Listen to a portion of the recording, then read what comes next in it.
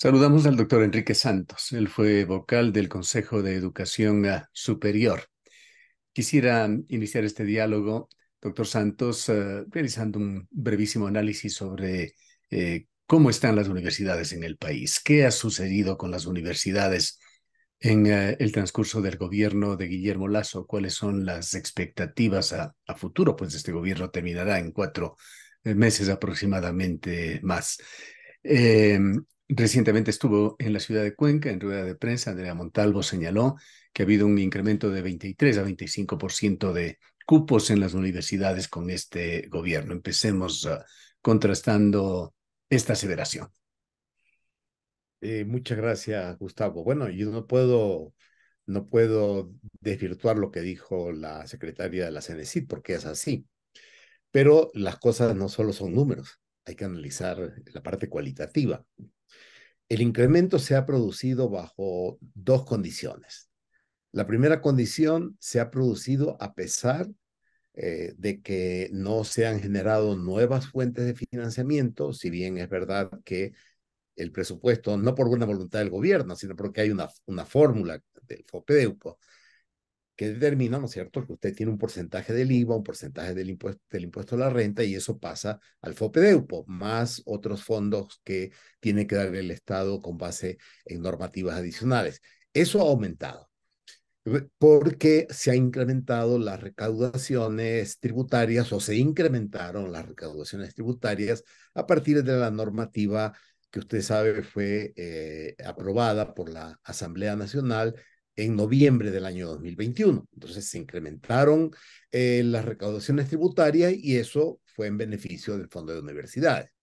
Pero no es un tema de voluntad política, es un tema de cumplimiento de la ley, ¿no? Quien no tuvo la voluntad política para arreglar las cosas en el momento en que debía hacerlo fue Lenín Moreno cuando hizo una disminución del presupuesto universitario que iba contra un principio constitucional, que es que no se puede bajar el fondo para la educación en general y la educación superior como parte de ella. Entonces, primero, esto se ha hecho a pesar de que no ha habido un incremento, es decir, responde más a un esfuerzo de las universidades, porque lo que subió en estos años del FOPEDEUPO ha tenido que destinarse fundamentalmente para gasto corriente. No se ha podido contratar nuevos profesores. Mire, desde Claro, aquí, hace aquí la años, pregunta lógica que viene y que le pondría es, ¿cómo se aumentan los cupos y en un nivel tan eh, significativo? a, Hablar de a treinta eso y iba, cinco ¿no? por ciento es hablar de mucho sin disminuir la calidad. A eso le iba a decir, mire, ayer un colega que fue rector de una universidad regional daba un dato muy importante. Él decía, ya tenemos varios años que el Ministerio de Finanzas no aprueba la posibilidad de crear nuevas partidas para concursos. ¿Qué significa esto? Que se está incrementando cupos, y luego voy a explicar cómo se lo está haciendo, se está incrementando cupos sin modificaciones en las partidas, es decir, se está cargando de más horas de clase a los docentes titulares y en algunas universidades se está haciendo vía profesores de servicios ocasionales, que sería bueno, pero en otros casos ni siquiera así, sino estamos regresando a lo que fue la característica de las universidades cerradas, que era la facturación, es decir, profesores que no tienen beneficios sociales, beneficios del seguro social, etcétera. Entonces, no hay un incremento en el fondo para tener más profesores y sin embargo se ha aumentado cupos. No sé si exactamente ese porcentaje que dice la secretaria, pero no voy a dudar de la palabra de ella en este caso. Sin embargo, mire usted, eso significa, y me consta, porque estoy en el sistema todavía como profesor invitado, que cuando normalmente teníamos 35 estudiantes por cada paralelo, en algunos casos ya había 45 estudiantes. Ahora, con la historia de que esto es híbrido, que estamos en entornos virtuales, a veces a los profesores se les coloca más de 50, 60 estudiantes para que puedan trabajar. Entonces, allí tenemos un tema que afecta a la calidad. Segunda cosa, que esto es lo más importante. La casi totalidad, si no es más, del incremento de esos cupos, Gustavo, se ha dado por el incremento, el aumento de la oferta de carreras en línea. Mire, yo trabajo todavía como docente en posgrado, hago el seguimiento a lo que pasa en grado, Y a mí me preocupa algo que que decía puertas adentro la rectora de la Universidad de Cuenca, ¿no? En la modalidad en línea que estamos trabajando, sin profesores capacitados, sin buena conectividad, sin plataformas informáticas adecuadas, sin diseños curriculares apropiados, sin el equipamiento que significa tener simuladores, que significa tener instrumentos de realidad virtual, realidad aumentada, realidad inmersiva, no existen programas en línea en la mayor parte de universidades. Lo que existen son la clase presencial que hacíamos antes y que simplemente en vez de ir a una aula para darla, nos colocamos, como estamos haciendo en este rato, delante de la computadora y yo tengo aquí, podría tener aquí 30, 40, 50, hasta 60 estudiantes que no los puedo controlar. Los estudiantes pueden estar haciendo otra actividad. Los estudiantes porque no hay tutores, porque para hacer educación en línea se necesita tutores. No se están dando tutores. Me disculpa, un profesor que tiene 4 paralelos de 60 estudiantes no tiene la capacidad objetiva, no por mala voluntad, de calificar con rigor, de evaluar con rigor, de hacer seguimiento con rigor y tutorías que se necesita en la educación en línea a 240 estudiantes. Entonces, mire, hay carreras en línea como derecho, como economía, como psicología, que ahora está en el área de la salud, que se están dando en esta modalidad. Y me disculpa, yo no sé qué tipo de profesionales se están formando. No hay un mecanismo de seguimiento, de evaluación del aprendizaje. Entonces, efectivamente se han subido varias decenas de Muchísimas miles de disciplinas cupos, requieren pero se ha de hecho en prácticas condiciones de calidad y prácticas deplorable. físicas. Sí, perdón. Decía que muchísimas disciplinas requieren de prácticas Por físicas y favor. Y presenciales. se puede hacer en línea. Ojo, yo no, yo soy de geek, ¿no? Yo estoy a favor del uso de las tecnologías, pero eso es falso que eso sea más barato. Usted puede dar hasta ingeniería en línea, pero necesita software de simulación, software Bueno, muy elementales de simulación que cuestan dinero y que se necesita tener la licencia, porque eso no se pero puede definitivamente una trapear. cosa es aprender a manejar un avión con un software de simulación y otra pilotearlo. Claro, es decir, hay actividades que se pueden realizar, insisto, en simuladores, pero no el simulador ese que vemos de realidad virtual. Se necesitan simuladores de lo que ahora se llama realidad aumentada y realidad inmersiva, ¿no? Yo vi en Bélgica, vi en Alemania, aplicaciones a través de los cuales los médicos con las gafas de realidad inmersiva realmente era como que si estuvieran trabajando en una operación, pero eso no hay acá. Y además, lo que usted dice es cierto, hay elementos de la interacción en educación, en derecho, en medicina, en ingenierías, el campo en que yo vengo, la sociología, la antropología, que no se pueden hacer en línea. Se necesita el contacto experiencial, ¿no es cierto?, vivencial, cara a cara con los actores. Entonces, nos estamos engañando. Ahora resulta que la prioridad es aumentar cupos a como dé lugar y el tema de la calidad de los profesionales que se están formando, repito, economistas, abogados, psicólogos, para poner solamente 3 ejemplos, yo realmente no sé qué va a pasar. O sea, estamos regresando a los profesionales que formaban algunas de las universidades que fueron cerradas en el año Bien, 2012. brevísimamente y poniéndonos un poquito al lado en algo que usted mencionó, esto que sí es una polémica de psicología, si es área social o área de salud.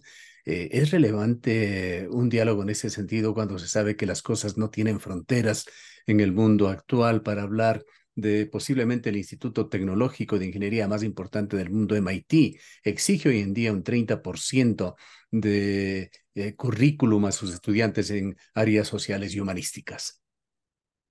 Bien, la modalidad de régimen académico que está vigente, y que en eso me parece que está bien, dice que lo presencial debe tener la mitad más uno, o sea, 51%. La modalidad presencial debe ser efectivamente presencial en el sentido de que estamos en una clase, estamos en una práctica cara a cara, pero el otro 49% puede ser en otras modalidades, es decir, de por sí, la modalidad presencial en el vigente régimen académico permite prácticamente en todas las carreras, excepto las de salud más crítica, que se pueda trabajar en entornos virtuales la mitad y un poquito más y el resto, digamos, la mitad y un poquito menos y el resto en presencial. Ahora bien, ¿qué pasa con las áreas de la salud? la salud tiene algunas características. Primeras, las áreas de la salud necesitan tener más horas de actividad de contacto docente. Se dice que deben ser al menos 20 horas de clases a la semana, mientras que en las otras asignaturas, digamos en las asignaturas de las otras carreras, se indica que son 16. Eso significa que al colocar psicología en el área de la salud, la psicología general y la psicología clínica deben tener al menos 20 horas, ¿cierto?, de clase, ¿no?, a la semana. Y significa además que las horas mínimas de práctica profesional del área de salud deben pasar de las 240 que hay en otras carreras a 400. Es decir, estoy hablando sin valorar. Ese es el efecto objetivo que tiene esto. Ahora bien, también quiero aclarar, las otras psicologías, es decir, las psicologías educativa, laboral, organizacional, comunitaria, criminal, no se las ha colocado en el área de la salud. Yo personalmente, desde mi formación de posgrado de psicología general, siempre creí en el CES que psicología clínica debía estar en el área de la salud. Siempre me pareció que eso fue un error que se cometió antes. Lo que no entiendo es que cuando yo era parte del CES, psicología estaba colocada fuera del área de la salud, ¿no? Luego se la volvió a colocar dentro del área de la salud, luego se la sacó del área de la salud y me acabo de enterar revisando el último reglamento de nomenclaturas de títulos que nuevamente la psicología clínica y la psicología en general, sin especialización, están en el área de la salud. Es decir, para mí el problema es que existe un proceso de debate que en vez de darle estabilidad, seguridad jurídica, para hablarlo en términos de derecho, a las universidades, a los estudiantes, a los profesores, estamos creando un caos. Es decir, estos estudiantes que están siguiendo en línea actualmente, que son varios miles, ¿no es cierto?, la carrera de psicología, resulta que con la normativa actual que se aprobó en el mes de abril, deberían tener modalidad presencial, no podría ser en línea.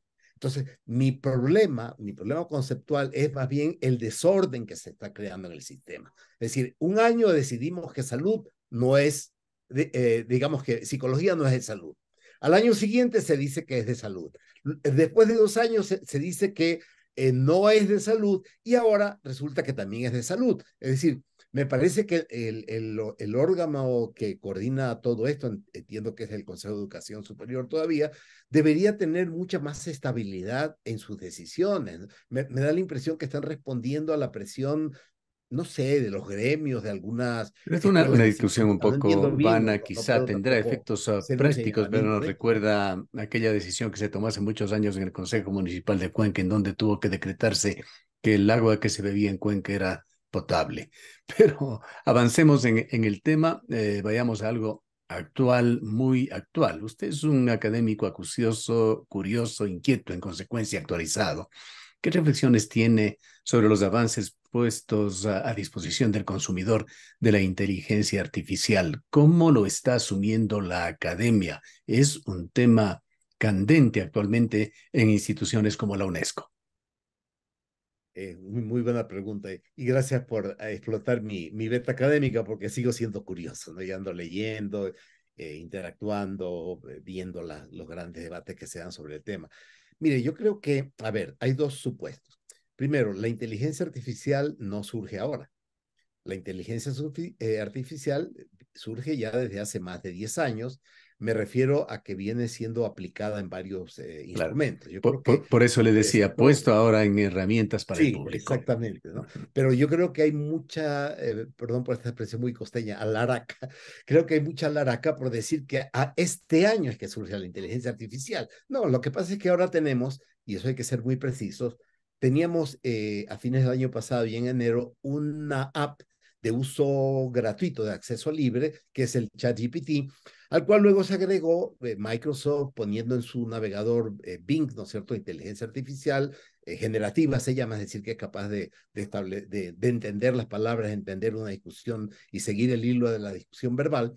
Y actualmente BART de Google, que lamentablemente me parece que es la mejor sin hacerles propaganda, lamentablemente ahora solamente está en inglés, aunque están trabajando otros idiomas. A ver, yo creo que el tema de la inteligencia artificial tiene un componente a largo plazo, que ya se venía discutiendo desde hace algunos años, y un componente más coyuntural. Adicionalmente, quiero decir que hay otras áreas de las tecnociencias que no se le está poniendo atención, Gustavo, y que la ubico con el mismo riesgo y potencialidades que la inteligencia artificial. Es lo que se llama la edición genómica. Recuerde usted que en el año 2018 un científico chino editó los genes de dos, ahora dicen que capaz tres embriones humanos. China, que no tenía regulación al respecto, lo mandó 3 años a la cárcel. Este científico estaba prácticamente vetado en cualquier universidad, intentó trabajar en Estados Unidos, luego lo vetaron sus colegas y actualmente entiendo que está en Hong Kong haciendo investigaciones de genética, pero tiene unas regulaciones que le impiden prácticamente volver a regresar a lo que estaba haciendo. Me parece que la edición genómica es un tema muy grave.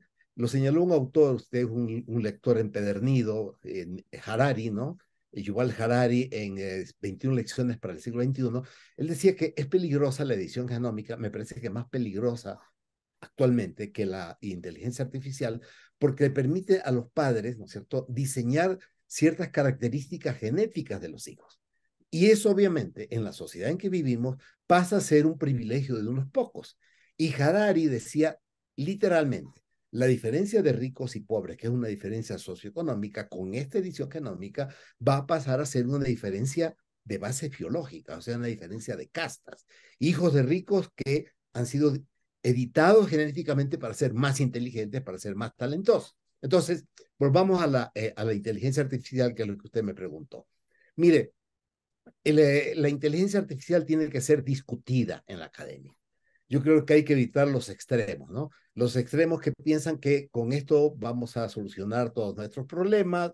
Efectivamente, ya Google hace años diseñó una inteligencia artificial específica que ayudó, por ejemplo, a terminar de descifrar el genoma humano.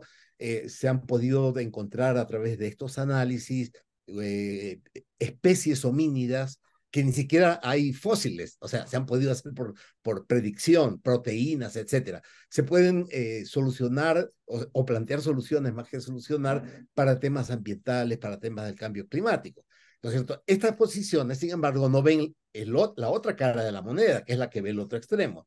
La otra cara de la moneda, como el mismo Harari estos días, que está muy radical, dice que la inteligencia artificial está eliminando lo que es nuestra capacidad básica, que es la capacidad de hacer narraciones. Lo que ha diferenciado el ser humano de los animales y lo que ha hecho la evolución de la humanidad, ¿no es cierto? Es contamos historias. Inventamos historias y estas historias, que son la religión, la identidad, la frontera, el idioma, etcétera, ¿no es cierto? Creamos esas historias, son los que nos dan identidad. Y Harari dice, ahora viene la inteligencia artificial, va a hackear eso, ¿no es cierto? Y el ser humano va a ser subyugado. Yo creo que hay un punto medio. Porque, mire, en el año 45 tuvimos una amenaza que en mi comprensión era más peligrosa que la inteligencia artificial, la bomba atómica, ¿sí? Y sin embargo, hubo la posibilidad de ponernos de acuerdo los seres humanos, en este caso la antigua Unión Soviética con Estados Unidos, llegaron a acuerdos y cada vez es más remota, no digo que no se pueda dar la posibilidad de una guerra atómica. Entonces, tienen que haber organismos de regulación, pero no parando la investigación. Esto es Claro, imposible. algo muy Eso no inteligente. se puede dar. Escuchamos a algún experto que decía que la inteligencia artificial, por el momento por lo menos, sigue siendo el copiloto y el ser humano sigue Sí, siendo el piloto. estaba leyendo bueno, a Hinton mismo, que es este investigador de Google que se salió de Google, pero no porque esté denostando contra la inteligencia artificial. Él dice, bueno, yo ya hice mi trabajo en Google, ahora quiero entrar a discutir, hacer la reflexión ética, porque él dice, hay un problema existencial. Es verdad. Escuchaba también, veía un video de un gran científico de Zimbabue que trabaja en Google, que decía que lo que se llama la superinteligencia artificial general todavía está muchos años de desarrollarse. Y lo tercero, mire, ya empiezan a haber regulaciones sobre la inteligencia artificial, que ese es el tema fundamental. La Unión Europea acaba de aprobar hace, me parece que 2 semanas, una resolución, el Parlamento Europeo, para ser exactos, que dice que hasta el año 2026 van a tener completa la ley para la regulación de la inteligencia artificial dentro de la Unión Europea. Y usted sabe que el control que se da en la Unión Europea obliga siempre a otros países, Estados Unidos, China, que tienen negocios, digamos, con la Unión Europea, a ceñirse. China mismo está haciendo una regulación y en los Estados Unidos, que hay menos presencia del Estado en estos temas, las mismas grandes corporaciones tecnológicas están definiendo acuerdos que permitan regularse, autorregularse y también darle opción a que el Estado regule y discuta los temas de la inteligencia Dentro artificial. de Entonces, todo esto mi hay opinión un es, tema hay que muy discutirlo. importante y que va a generar dificultades, esto para definir derechos de autor, el plagio, tema incidente hasta en la política contemporánea en Ecuador. Mire, el tema del plagio es importante. Yo tengo ahí una opinión más radical. Yo creo que, y por eso es que cuestiono los programas en línea, Gustavo, no es por molestar. Mire, estamos utilizando métodos de la presencialidad en línea. Es decir, le estamos diciendo al estudiante haga un ensayo. Oiga, con el ChatGPT, que comete errores por si acaso, no es infalible, con BART, con Bing, yo he probado a hacerles preguntas difíciles y empieza a contradecirse a sí mismo y me pide disculpas, ¿no? Por las respuestas anteriores, pero puede hacer ensayos, el estudiante puede copiar y pegar ensayos, pero la pregunta es, digamos, lo que nos debemos plantear es, ¿suprimimos entonces el acceso a ChatGPT? No lo podemos hacer. Lo que tenemos que cambiar es la forma de aprender. Es decir, el ensayo tradicional ya no puede ser como el que hemos hecho eso. ¿Qué dice tal autor? ¿No es cierto? ¿Cuáles son sus ideas principales? Eso ya lo hace el Google a través del Google Search, a través del Google de inteligencia artificial, el BART, ¿no es cierto? Entonces, la tarea es que los estudiantes aprendan a hacer preguntas, porque eso no hace todavía la inteligencia artificial de accesos populares. Es decir, más bien que el estudiante no desarrolle ensayos, sino que haga preguntas. Y lo otro, que personalice, ¿no es cierto?, proyectos y problemas con base en casos empíricos reales.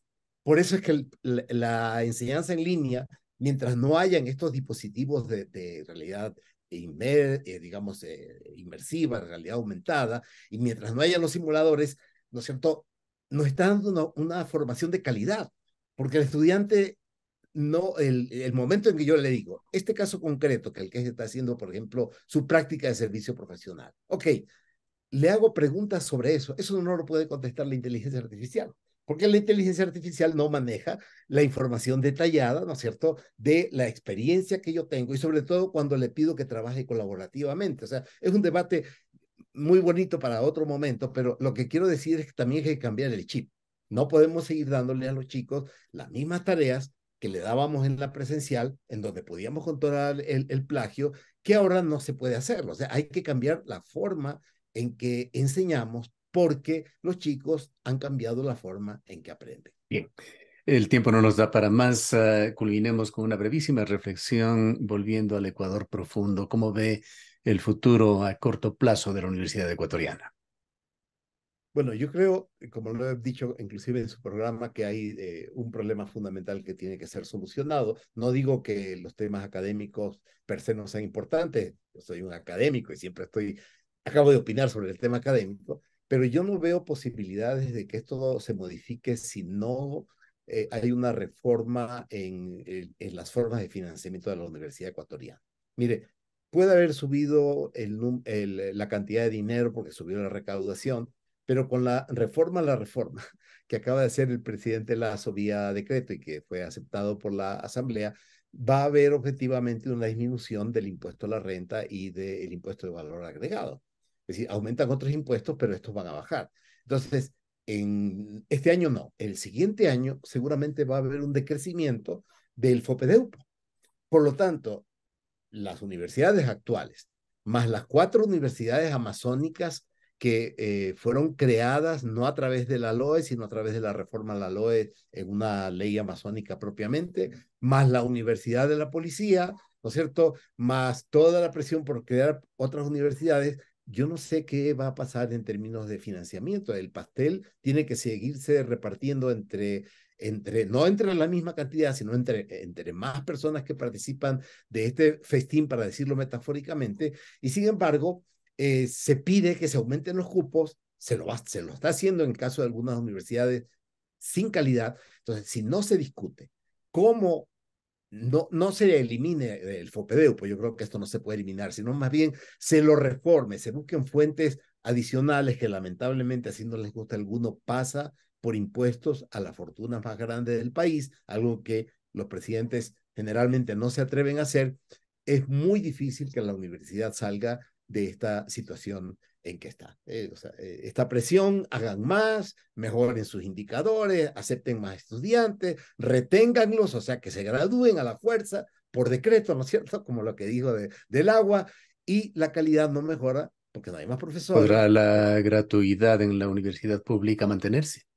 Yo creo que se puede mantener, tendrían que cambiar la constitución, usted sabe, ¿no es cierto?, para poder eliminarla, pero la gratuidad es viable, ¿no? La gratuidad es viable siempre y cuando la gratuidad vaya acompañada, al contrario de lo que dicen ciertas corrientes, no de libre ingreso, sino de instrumentos que ahora están en manos de las universidades, o sea, no hay ni cómo quejarse que es el gobierno el que regula esto.